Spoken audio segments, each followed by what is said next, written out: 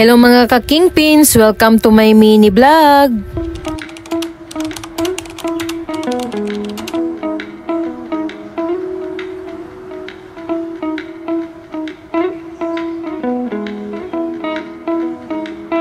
Sa wakas mga kingpins, nakarating na nga kami dito sa resort ng kaibigan ni Hiral. At dito nga ito mga kingpins sa Palani, Masbate. Parang pangatlong beses na nga ito mga kingpins ang pagpunta namin dito ngayon. Bali dito nga mga kingpins namin isi-celebrate ang birthday ni Papa. Sa mga oras na ito mga kingpins ay nasa alas 11 na nga ng gabi. Na-delay yung biyahe namin ng ilang oras mga kingpins dahil may mga bigla ang importanteng inasikaso nga mga kingpins. Nahihiya pa kami dito mga kingpins kay Junjun at parang nakatulog na nga siya kakaantay sa amin. Eto at nilagay ng mga kingpins ang lechon dito sa lamesa. Sa mga nagtatanong nga mga kingpins kung magkano yung ganito kalanging lechon ay nasa 11,000 nga mga kingpins ang bili nila Papa nito. At ang size nito mga kingpins ay extra large. Nagdala din kami mga kingpins ng isang case ng inumin pero San Miglite lang para hindi nga kami malasing.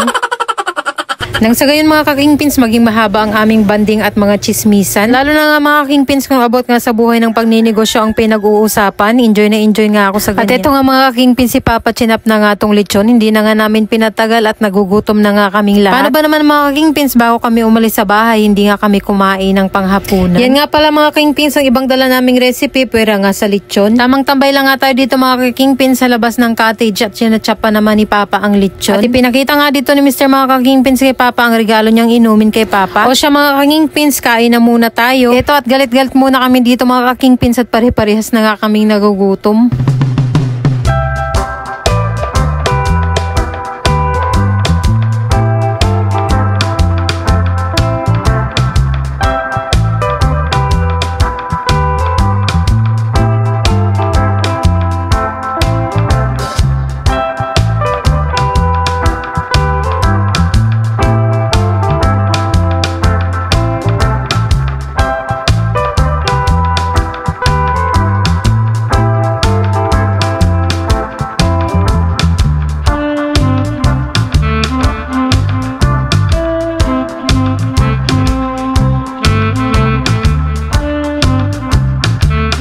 At habang kumakain kami dito mga ka-kingpins, ito nga yung mga anak ko at mga pinsan nila na excite nga sa buhangin. Abay kahit tinatawag nga namin mga ka-kingpins na kumain ay ayaw nga lumapit mga ka-kingpins. Halata talaga mga ka-kingpins na minsan lang nga makapagpunta sa beach. Ayan nga at parang hindi nakakaramdam ng gutom mga ka-kingpins. And after natin kumain mga ka-kingpins ito at inuman session na tayo dito. Mukhang madali ang inuman lang to mga ka-kingpins ang mangyayari dahil anong oras na nga ito. At halos yung iba dito sa amin mga ka-kingpins ay inaantok na nga. Nag-aya nga dito mga ka-kingpins si Rinalyn na uminom nga nitong San Mig Apple. Medyo inaantok na ako mga ka-kingpins pero pinagbigyan ko na nga at para makapagbanding din kami ngayong gabi. Iba talaga ang saya at tuwa mga ka-kingpins kapag pamilya nga natin ang ating kasama. At kapag mga babae nga mga ka-kingpins ang nag-uusapan, hindi talaga maiwasan na pagkwentuhan ng mga kalokohan ng mga mister. At isa nga din yan mga ka-kingpins kung bakit grabe yung mga halakhaka namin dito. At habang nagiinuman nga dito mga ka-kingpins, yung ibang kasamahan nga natin ito natutulog na sila. Meron nga nakapwesto sa cottage sa duyan at kung saan-saan lang nga sila makapwesto basta makatulog. Yung iba nga mga ka-kingpins sa tent din natulog, yung iba parang naiinitan kaya sa labas na lang din sila natulog. At ito nga si Mr. mga ka-kingpins nagpaalam na nga sa mga kalalakihan na mauuna na nga siyang matutulog. At matagal na to si Mr. mga ka-kingpins hindi umiinom ng mga inumin na nakakalasing. Saglit lang siya nakipagbanding sa mga kalalakihan kanina mga ka-kingpins tapos ito nagpaalam na nga siyang matutulog at mag-aalauna na din ng madaling araw. At ito din yung anak namin mga ka-kingpins sa si Lucas, pinapadpara na nga yung kanyang paa at matutulog na din siya. Ito nga ang dalawa kong bilas at pinsan ko, iniwan ko na rin dito mga ka-kingpins. Hindi na ako nagpaalam mga ka-kingpins at baka nga pigilan pa ako. Bali nakadalawang San Mig Apple din ako mga ka-kingpins at parang tinamaan din nga ako. Iba na talaga mga ka-kingpins kapag hindi ka na nga umiinom palagi. Madali na talaga tayong malasing mga ka-kingpins. At eto nga kinaumagahan mga ka-kingpins, si Mr. nga ay nagising ng mas maaga kaysa sa akin. At ayan nga mga ka-kingpins, nagbidyo nga agad si Mr. pati nga ako na walang kamalay-malay at tulog pa ay pinidyohan nga ni Mr. Pati nga tong anak ko mga ka-kingpins na si Lucas ay napakaaga ding gumising. Duda talaga ako mga ka-kingpins sa maagang pagising nitong anak ko. Parang may balak na naman tong maglaro agad dito sa buhanginan. At ayan o mga ka-kingpins, nagmamasid na nga sa labas itong aking anak. Napakaganda naman talaga mga ka-kingpins ng view dito at napakapino nga ng buhangin. Napakalinis pa dito mga ka-kingpins at ito nga mismo parang nagwawalis dito ay yung may-ari nga nitong resort. Nakakabilib lang mga ka-kingpins at minimintin nga talaga nila nanay ang kalinisan dito sa kanilang resort. At ayan nga mga ka-kingpins, tingnan nyo nga tong mga bata napakaagang magsigising. Abay hindi nagsasawa mga ka-kingpins sa paglalaro nga ng buhangin simula pa nga kagabi. Ito din si mama at si papa mga ka-kingpins, maaga din naglakad-lakad dito. Mukhang ini-enjoy talaga nila mga ka-kingpins ang view at minsan nga lang kami makapunta sa ganitong lugar. Kaya habang nandito pa tayo mga ka-kingpins ay sulitin na natin. May naglako nga din dito mga ka-kingpins ng isda ngayong umaga at bumili din sila papa. At ang tawag nga daw sa isda na to mga ka-kingpins ay bukaw-bukaw dahil malaki nga daw ang mga mata. At ito nga mga ka-kingpins sa video ko na nirintahan natin, napakaagang ang dinilibre. Mukhang sulit na sulit mga ka-kingpins sa renta natin dito. Mukhang karamihan nga dito mga ka-kingpins sa kasamahan natin ay gising na, kaya ito diretso na sila sa cottage natin para makapagkape na mga ka-kingpins at makakain na nga ng pang-umagahan. Kamusta kaya ang mga tulog nito mga ka-kingpins? Kasi ako hanggang ngayon ay mahimbing pa rin ang tulog ko. Bali ang video nga to mga ka-kingpins ay kuha nga to ni Mr. Mabuti na lang talaga mga ka-kingpins at masipag nga kumuha ng video si Mr. O diba mapapasana all ka na naman. At ito nga si Kuya mga ka-kingpins, nagluluto na siya dito ng lechon paksiw. Dito na lang din kami mga ka-kingpins nagluto ng ulam sa rice cooker at nakalimutan nga namin dalhin ang aming gasolito. Mabuti na lang mga ka-kingpins at meron nga linya ng kuryente dito sa aming cottage. Abay sarapan mo nga yan kuya at mamaya nga pagkagising ko ay kakain ako. At sa dami nga ng lechon na natira kagabi mga ka-kingpins, mukhang lechon whole day nga ang aming ulam. At mamayang lunch nga daw mga ka-kingpins ay sinigang na lechon naman nga daw ang lulutuin. Ako mga ka-kingpins, grabe nga ang inabot ng lechon ni recycle. Mas okay na rin dyan mga ka-kingpins kaysa nga masira na lang ang lechon at wala nga tayo ditong freezer. At ayan nga mga ka-kingpins, tingnan nyo nga ang view, nakaka-inlove at napakalapad nga ng part na puro buhangin. At kahit nga nakapaalang tayo mga ka-kingpins, tumalon-talon humiga, mag-rolling ay hindi nga tayo masasaktan di tulad sa jowa mo, char.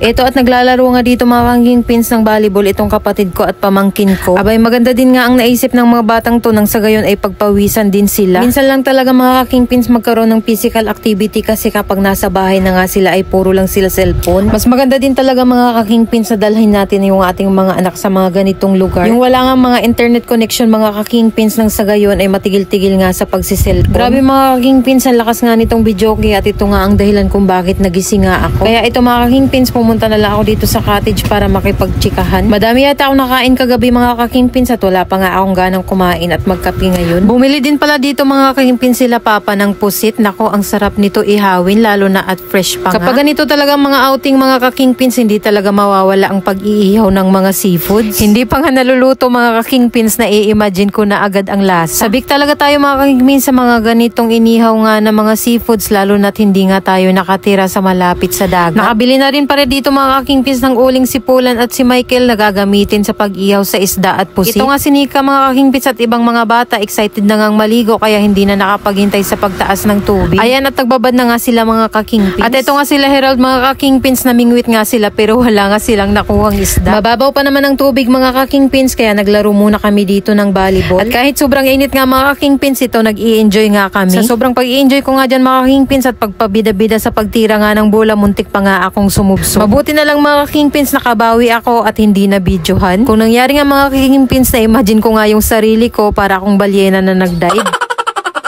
Grabe nga yung tawa mga ka-kingpins sa mga kasamahan ko dito at pati nga ako ay grabe din yung tawa ko sa sarili ko. Ito at sinimula na nga dito nila papa mag-ihaw mga ka-kingpins ng isda at ng pusit. Tapos kami dito mga ka-kingpins relax lang at tamang hintay lang nga na maluto ang iniihaw. Naubusan na kami dito mga ka-kingpins ng tubig na inumin kaya ito kanya-kanya na kaming hanap ng tubig namin sa bote. Luto na ang inihaw mga ka-kingpins kaya ito binanata na ng ating ibang kasamahan dito.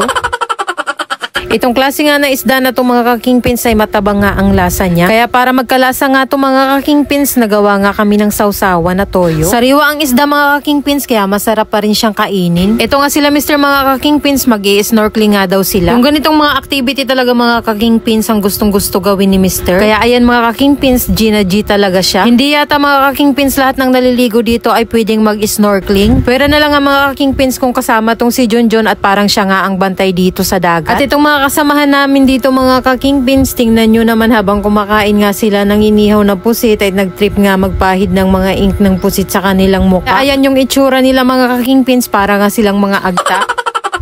At pati nga tong si Tintin mga ka-kingpins na walang kaalam-alam ay nadamay pa nga sa pagpahid ng ink sa mukha. Diyan talaga ako natawa mga ka-kingpins at pinagtulungan talaga nila si Tintin at sobrang asar talaga dito ni Tintin. Habang nag-i-snorkeling pala sila Mr. mga ka-kingpins, nanguha din sila ng sahang or ng spider shell. Malalaki din ang sahang na nakuha nila Mr. mga ka-kingpins at tamang-tama meron pang ang baga itong ating uling dito na pinag-ihawan ng isda. Ito talaga mga ka-kingpins ang literal na fresh from the sea. Buhay na buhay pa nga ang mga sahang at diretso salang na nga dito sa ihawan mga ka-kingpins. At yung lasa mga ka-kingpins ang naluto na ay manamis-namis. At ito mga ka-kingpins, naluto na nga dito ang sinigang na lechon para sa pananghalian. Mabuti na lang mga ka-kingpins ay meron nga tayo ditong gulay na latoy at kahit papano ay may pagka-healthy nga itong ating ulam.